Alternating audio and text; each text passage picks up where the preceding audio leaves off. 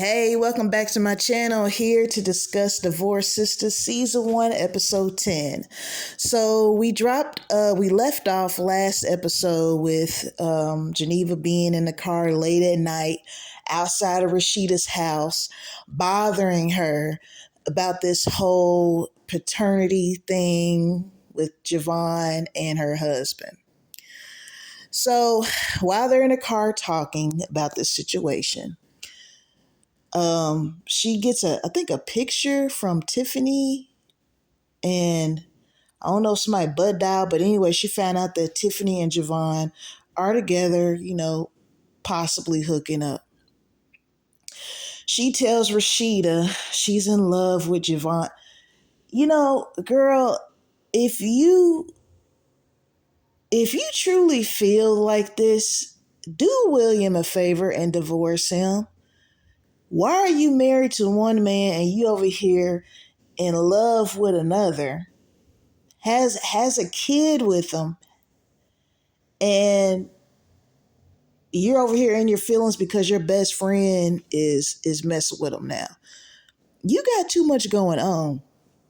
And the thing is, your daughter is in a hospital because of an accident, and you over here outside Rashida's house crying about this man. Like, get yourself together, get your priorities together. And Rashida, why are you even entertaining this? I would have told her to go home and go to sleep. Don't come to my house with this BS.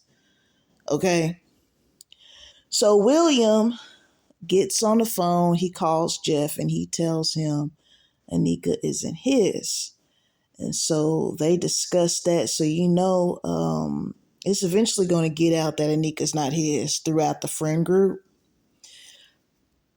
And at this point, William just wants to know who is it, which I don't know. If I were William, that would be grounds for divorce. And, I do give William his props because even when he found out Anika is not his daughter, she knows him as her father, right? So he didn't just say, all right, I'm out, peace.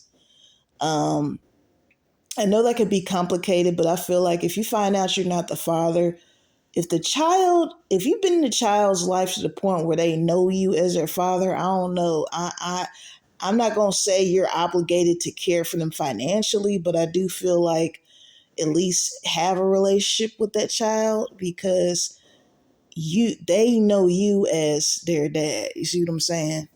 But yeah, if I were him, I would file for divorce that night. So I want to fast forward. I got my notes, but I want to fast forward to Tiffany and Javon. Okay, Tiffany has a son in college that's 20, right? So that puts her in at least her early 40s, maybe mid 40s. She has sex with Javon and she acts like that's like the best thing ever. Like, she either has an extremely low body count or she's had some whack D all her life, because you cannot tell me that this man is just the best thing smoking. I'm like, Tyler, I can I can tell, like, Tyler Perry being a man wrote this, because you mean to tell me a woman in her mid 40s, early to mid 40s, that's the best she's had at that point? I guess it's not impossible. Like I said, if you have a really low, and ain't nothing wrong with having a low body count or a high body count. I'm not judging either way. I'm just saying she's just acting she was acting thirsty as hell even before she had sex with Javon. But it's like, girl, okay, I know you ain't had none in a while, but damn, okay. Now, while they were in bed after they had, finished doing the do, she asked him, well, she was going to ask him how many women he's slept with. And he cut her off and he said, that's none of our business. And I agree with him. Like, I feel like at a certain age, you shouldn't be worrying about how many people somebody slept with because everybody has a past.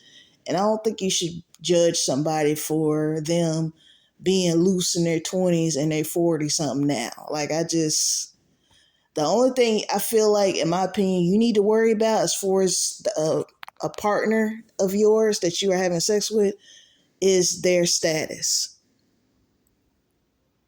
I need to know, when was your last checkup? What were the results? Do you have any children? How old are you? Those are the only type of questions you need to be asking at 40 something, not how many people have you been with. Why the hell does that matter now? Okay. So Javon ends up spending the night over Tiffany's house. The alarm goes off. And this Naomi, she done, I guess, walked up in the house or broke in. I don't know what this girl was doing. I want to say something real quick though. I love her outfits, like the pantsuits she wears. Those are fire. But anyway, so that's how she finds out that Tiffany and Javon have something going on. And Tiffany's like, "Why are you here? At my house early in the morning?" And she's like, "Well, I was gonna come here to ask Javon." Basically some lawyer advice for Javon. And she was like, "How'd you know he was over here?" She was like, "Well, I came over here to get his number from you," and all this stuff. Like, girl. So Javon advised her to turn herself in because, Franklin, he's really trying to just, he's really, I guess I can't fault him because Naomi did scar his wife up. But he was an asshole even before Naomi threw the coffee on her. He was just vindictive or something. Like, what is your problem? I don't know.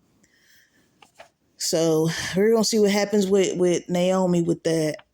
But yeah, her pantsuits are real cute.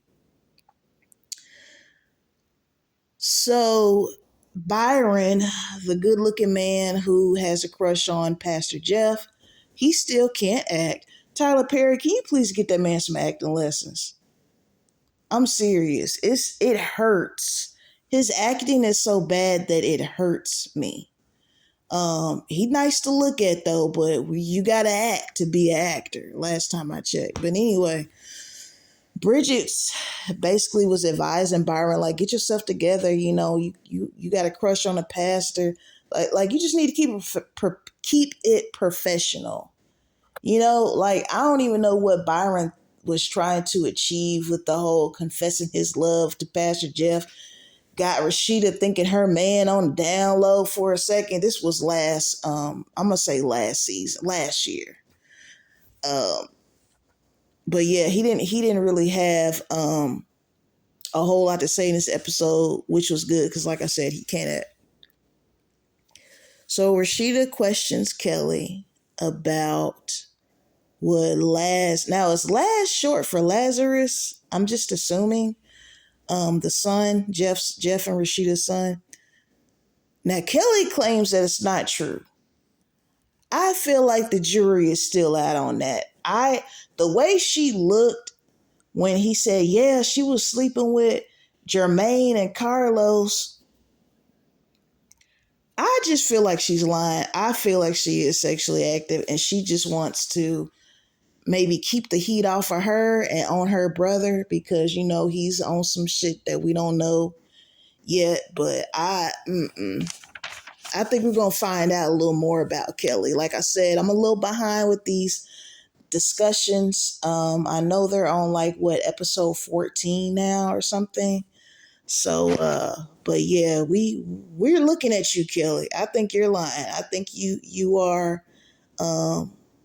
getting down with Jermaine and Carlos because that's too specific. Why would he name those two people out the clear blue sky? That doesn't make any sense. So, last episode, Vaughn asked Bridget to talk to the guy that he beat up. That was a guy that he was supposed to be working for. Basically to give him another chance, drop the charges. And the guy's like, well, he still got my key. It's going to cost such and such $1,000 to something. Bridget, I feel I want to say she needs to leave it alone, but Vaughn just ran up in her house last episode and she didn't even know he was in there until she got home. So I don't know if she needs to put a restraining order out on him, but it's like he he's just not serious about himself. He was trying to be a content creator and not work. Like, dude, listen, I've been on YouTube 5 years. I still work because number one, I'm not monetized yet. And number two, for you to make a living off of YouTube, it's going to take more than just getting monetized. You got to get some views. Like content creating, people think it's a fast, a get quick rich thing. And this dude, he's 30, right? Like you too old to even be thinking. I can kind of wrap my mind around somebody, a teenager, 18, 19, thinking that way. But you're 30, you've been grown long enough to know stuff doesn't happen that fast like that for everybody anyway. There's people that go viral overnight. Boom, they got brand deals, within a week. Okay, most of us are not gonna get that. Um, so she needs to just leave him alone. He needs to grow up. And she has, I'll say she has too much going for her. I mean, all we really know about Bridget is she works at the church and she was dating Vaughn. We don't really know too much more about Bridget other than those two things. So I'm not going to say like she's just so much better than him, but it's like obviously he's not adding anything good to your life. This dude tried to pretend, put you on the phone, pretending like he was going to shoot himself. That right there is too much. Shot the gun for real and then had her thinking that he killed himself. Like you playing too many mind games. Go on somewhere, Vaughn.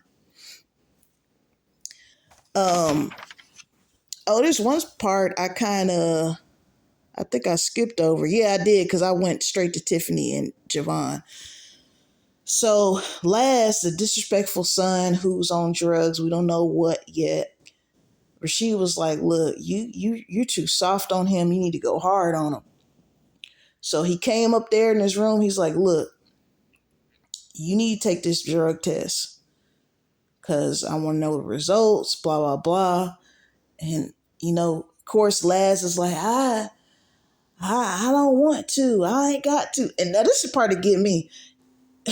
Jeff was like, I'm only going to say this one more time. He literally said that like 3 times. I'm only going to ask you one more time. I'm only going to ask you one more time to take this drug test. So he finally jerked his ass up. He was like, look, what did he say? He was going to knock her. He threatened to do something to him, some kind of violence. But anyway, he made him not only take the drug test, but he made him pee right there in the room with him and Rashida. He had his back to the wall, so it's not like he, was exposed or whatever to his parents.